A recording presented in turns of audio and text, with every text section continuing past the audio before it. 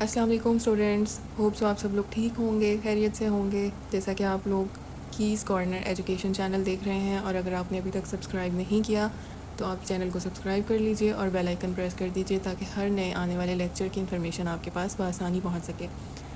तो जैसा कि हमने पिछले लेक्चर में डिस्कस किया था इंट्रोडक्शन टू क्वालिटी कंट्रोल, उसके हमने 3 पॉइंट्स डिस्कस किए थे जिसमें क्वालिटी लैब का इंट्रोडक्शन था, उसके अलावा TQM था और क्वालिटी लैब प्रोसेस था।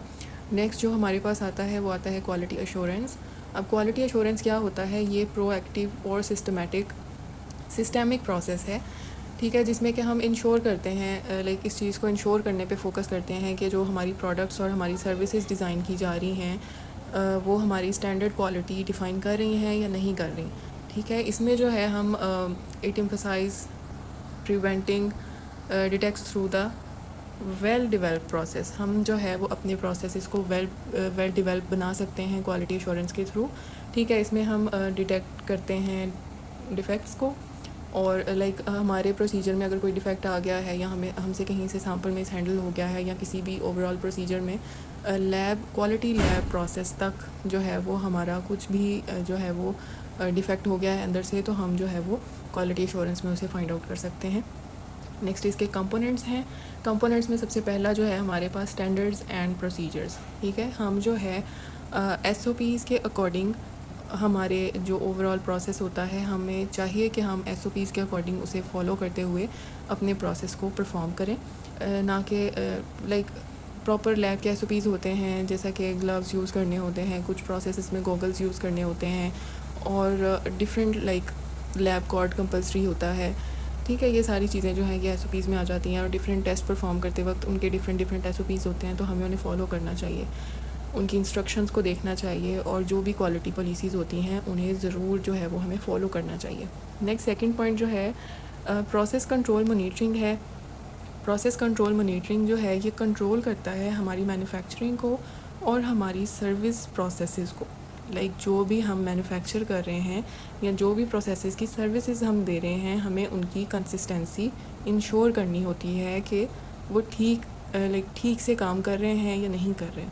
ठीक है, उसके बाद आता है ट्रेनिंग एंड कॉम्पिटेंसी। ट्रेनिंग में जो है हमारी एम्प्लॉयज़ वगैरह आ जाते हैं, हमारा स्टाफ के जो एम्प्लॉयज़ हैं वो ट्रेंड हैं या नहीं, जो वो रोल प्ले कर रहे हैं उसके अकॉर्डिंग वो कॉम्पिटेंट हैं भी या नहीं हैं। नेक्स्ट फोर्थ पॉइंट जो है डॉक्यूमेंटेशन। हमने जो है वो प्रॉपर फोर्थ पॉइंट है डॉक्यूमेंटेशन। हमने प्रॉपर रिकॉर्ड मेंटेन करना होता है और इस चीज़ को एक्यूरेट करना होता है कि हमारे जो रिकॉर्ड की मेंटेनेंस है वो अच्छे तरीके से हो रही है। ठीक है, जो रिकॉर्ड्स हैं हम कम्प्लीटली उनको ट्रेसेबिलिटी और कॉम्प्लिकेंस के लिहाज से जो है हमने कंप्लीट रिकॉर्ड्स अपने पास रखे हुए हों।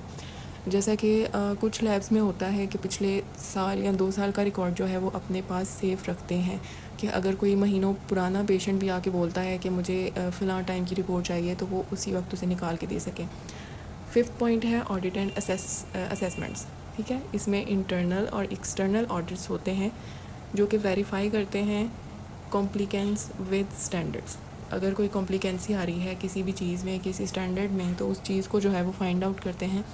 इंटरनल ऑडिट मींस के इंटरनली लैब का ही कोई उसमें पर्सन होता है जो कि लैब को इंटरनली ऑडिट करता है, उसकी परफॉर्मेंस ओवरऑल इन्वायरमेंटल फैक्टर्स के लिहाज से जो लैब में प्रोसेसेस हो रहे होते हैं उस लिहाज से लाइक ईच एंड एवरीथिंग इसमें आ जाता है कि वो इंटरनल लैब का अपना ही पर्सन हर चीज़ को ऑडिट करता है।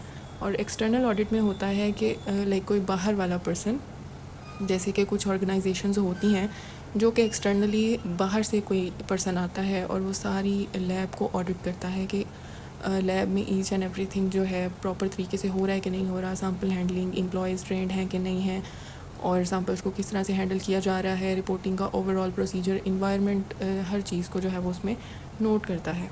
उसके बाद 6 पॉइंट है corrective and preventive actions. Corrective and preventive actions जैसा कि हमने लास्ट जो 3 पॉइंट डिस्कस किए थे उनमें भी सेम है कि अगर हमारे पूरे प्रोसेस में कोई डिफ़ेक्ट आ रहा है या कोई प्रॉब्लम आ रही है तो हमें जब वो पता चल जाता है, लाइक हम जो है एक प्रॉब्लम को डिटेक्ट कर लेते हैं तो उसके बाद हम उसके ऊपर प्रिवेंटिव और करेक्टिव एक्शंस लेते हैं। और वो एरर्स जो हैं वो सिस्टमेटिक भी हो सकते हैं। वो लाइक जो नॉन कन्फर्मेंस होती हैं हमारी, हमें कुछ प्रॉब्लम्स ऐसी होती हैं जो हमें कंफर्म नहीं होती, तो उनके लिए भी हम जो है वो प्रिवेंट रिकरेंस करते हैं। 7th पॉइंट है कंटिन्यूस इम्प्रूवमेंट।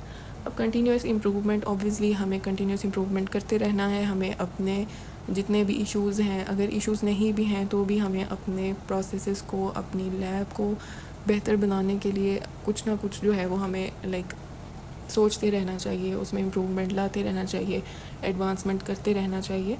तो इसमें कुछ टूल्स हैं जो यहाँ पर एज अ एग्ज़ाम्पल दिए हुए हैं। PDCA means plan do check act, ठीक है। 6 सिग्मा टूल होता है। ये जो है लाइक काफ़ी टाइम से ये यूज़ हो रहे हैं क्वालिटी को इन्हांस करने में।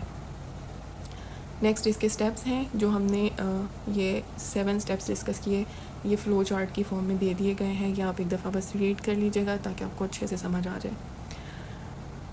ये भी लाइक वही स्टेजेस हैं। सबसे पहले रिक्वायरमेंट्स होती हैं, एनालिसिस है, टेस्ट प्लानिंग है, उसके बाद टेस्ट डिज़ाइनिंग है, सेम एज इट इज़ जो पिछले हमने पॉइंट्स देखे वही हैं। नेक्स्ट है क्वालिटी असेसमेंट।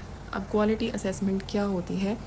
क्वालिटी असेसमेंट जो है वो ऐसा प्रोसेस है जो सिस्टमेटिकली इवेल्युएट करता है परफॉर्मेंसेस को, इफ़ेक्टिवनेस को, कॉम्प्लियंस ऑफ प्रोडक्ट्स को, सर्विसेज को, प्रोसेसेस, ऐसे प्रोसेसेस को जो कि क्वालिटी स्टैंडर्ड्स के अगेंस्ट होते हैं। मींस अगर हम इसे आसान अल्फाज में समझने की कोशिश करें तो क्वालिटी असेसमेंट वो होती है जो हम लाइक डिफ़ेक्ट्स को फाइंड आउट करने के लिए करते हैं, ठीक है। ये ऐसा प्रोसेस होता है जिसमें हम ओवरऑल अपने प्रोसेस की इफ़ेक्टिवनेस, अपनी लाइक हमारी प्रोडक्ट में अगर कोई कॉम्प्लिकेंसी आ रही है उसे देखने के लिए, या फिर हमारे क्वालिटी स्टैंडर्ड्स के अगेंस्ट जो प्रोडक्ट्स प्रोसेसेस होते हैं उनको देखने के लिए हम क्वालिटी असेसमेंट करते हैं। इसमें भी इसका पर्पस क्या होता है? इसमें सबसे पहले इंश्योर करना होता है प्रोडक्ट्स को और सर्विसेज को, ठीक है, जो कि कस्टमर को मिल रही होती हैं, ठीक है, और रेगुलेटरी रिक्वायरमेंट्स को। उसके बाद इम्प्रूव करने होते हैं हमें अपने डिसीजंस, ठीक है, एविडेंस के बेस के ऊपर, ठीक है। मींस के हम कुछ हमें ऐसा एविडेंस मिला है जो कि नहीं होना चाहिए था।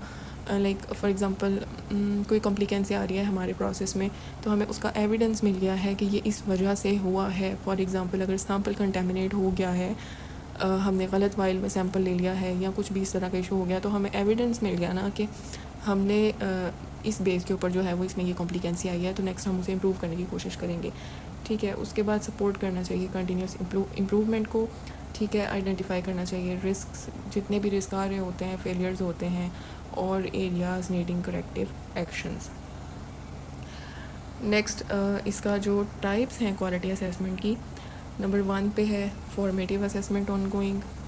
इसमें जो है वो ड्यूरिंग डेवलपमेंट जो भी प्रोडक्शंस हो रही होती हैं उसमें हमें इम्प्रूवमेंट पे फोकस करना चाहिए। मींस कि जब हम किसी चीज़ को डेवलप कर रहे होते हैं या कोई प्रोडक्शन कर रहे होते हैं तो हमें इम्प्रूवमेंट पे फोकस करना चाहिए। For example in process check और डिज़ाइन रिव्यूज़, ठीक है। सेकंड वाला है सुमेटिव असेसमेंट कंडक्टेड। ये कंप्लीट होने के बाद जो है हमें प्रोडक्ट्स के ऊपर फोकस करना चाहिए, उनके फाइनल रिजल्ट्स के ऊपर। इंटरनल एंड एक्सटर्नल असेसमेंट, इसमें जो है performed by in house quality assurance and quality control teams जो होती हैं ना, वो एक्सटर्नली भी इसको असेसमेंट करती हैं। और लाइक कोई थर्ड पार्टी होती है, ऑडिटर टाइप, जो हमने internal and external audit discuss किया, थर्ड पॉइंट जो है ये उसी टाइप का है कि उसकी इंटरनल पहले जो है वो भी असेसमेंट होती है और फिर एक्सटर्नल कोई थर्ड पार्टी का ऑडिटर जो है वो असेस करता है और उसके बाद उन्हें सर्टिफिकेट वगैरह भी दिए जाते हैं। उसके बाद है क्वालिटी असेसमेंट का प्रोसेस। क्वालिटी असेसमेंट का प्रोसेस अब क्या है? सबसे पहले define quality criteria. Quality criteria होता क्या है? इसमें हमने स्टैंडर्ड्स यूज़ करने होते हैं। ISO ज़्यादा, जो मोस्टली ISO ही यूज़ होता है, ठीक है। GMPB और इंटरनल बेंचमार्क्स होते हैं, ठीक है। इसमें जो है मेजरेबल इंडिकेटर्स को ये डिफ़ाइन करता है, डिटेक्ट रेट बताता है, साइकिल टाइम्स बताता है, और कस्टमर की कंप्लेंट्स वगैरह जो हैं वो बताता है। नेक्स्ट पॉइंट नंबर 2 जो है वो है कलेक्ट डाटा फ्रॉम इंस्पेक्शन के थ्रू हम डाटा कलेक्ट करते हैं, ऑडिट के थ्रू करते हैं, सर्वे करते हैं, लैब रिजल्ट्स को देखते हैं, और कस्टमर के फीडबैक्स को। ये सबसे इम्पॉर्टेंट चीज़ होती है अपने लैब को बेहतर बनाने के लिए, कि हम पेशेंट के फीडबैक्स के ऊपर प्रॉपर इम्प्रूवमेंट लाने की कोशिश करते हैं। थर्ड वन जो है वो है एनालाइज परफॉर्मेंस कंपेयर। जो रिज़ल्ट्स अगेंस्ट होते हैं, ठीक है, क्वालिटी स्टैंडर्ड्स के, उनके लिए फिर हम कंट्रोल चार्ट्स यूज़ करते हैं, histogram, like root cause analysis, ये सारे कुछ टूल्स होते हैं जिनके जो कि हम यूज़ करके एनालाइज करते हैं परफॉर्मेंस को। उसके बाद फोर्थ पॉइंट जो है वो है डॉक्यूमेंट फाइंडिंग आइडेंटिफाई, ठीक है। इसमें कन्फर्मिटीज़ होती हैं, नॉन कन्फर्मिटीज़ होती हैं, risk areas, keep the record in the audit logs, inspection sheets होती हैं, और डिजिटल सिस्टम ज़्यादातर LIMS और QMS ये इन्वॉल्व होते हैं। फिफ्थ जो है ये है रिकमेंडेड एक्शन सजेस्ट। इसमें ज़्यादातर इम्प्रूवमेंट पे फोकस होता है, करेक्टिव एंड प्रिवेंटिव एक्शंस पे होता है, और प्रोसेसेस चेंजेस पे होता है। सिक्स्थ वन जो है फॉलो अप रीअसेसेस आफ्टर इम्प्लीमेंटेशन। जब हमने ये सारे पॉइंट्स, लाइक जो सारे स्टेप्स हैं वो हमने अप्लाई कर दिए, तो उसकी इम्प्लीमेंटेशन के बाद जो है हमें ट्रेंड्स को लाइक उनके ऊपर एक्शन लेना चाहिए वेरीफाई करने के लिए। फॉलो अप, लाइक कि हमें बार बार जो है ना उस चीज़ को वेरीफाई करना चाहिए अपनी इम्प्रूवमेंट के लिए। ये जो है ये स्टेप्स हैं, जैसे हर एक लाइक स्टेप का मैंने आपको बताया डिटेल में, कुछ स्टेप्स होते हैं, प्रिंसिपल्स होते हैं। तो ये यहाँ तक जो है हमारा लेक्चर कंप्लीट होता है 2 पार्ट्स में। अगर आपको किसी भी तरह का कोई क्वेश्चन हो तो आप कमेंट बॉक्स में मुझसे पूछ सकते हैं। बेसिकली इस लेक्चर में जो है हमने क्वालिटी कंट्रोल को डिटेल में डिस्कस किया। सबसे पहले उसका इंट्रोडक्शन देखा, उसके बाद जो है हमने टोटल क्वालिटी मैनेजमेंट फ्रेमवर्क देखा, क्वालिटी लैब प्रोसेस को देखा, क्वालिटी एश्योरेंस डिस्कस किया, और क्वालिटी असेसमेंट को डिस्कस किया। So thank you so much for listening. अगर आपका किसी भी तरह का कोई क्वेश्चन हो तो आप कमेंट सेक्शन में पूछ सकते हैं। और अगर आपने अभी तक हमारे चैनल कीज़ कॉर्नर एजुकेशन को फॉलो नहीं किया तो आप अभी फॉलो कर लीजिए और बेल आइकन प्रेस कर दीजिए, ताकि हर नई आने वाली वीडियो का नोटिफिकेशन सबसे पहले आपको मिल सके। Thank you very much. अपना ख्याल रखिएगा। अल्लाह हाफ़िज़।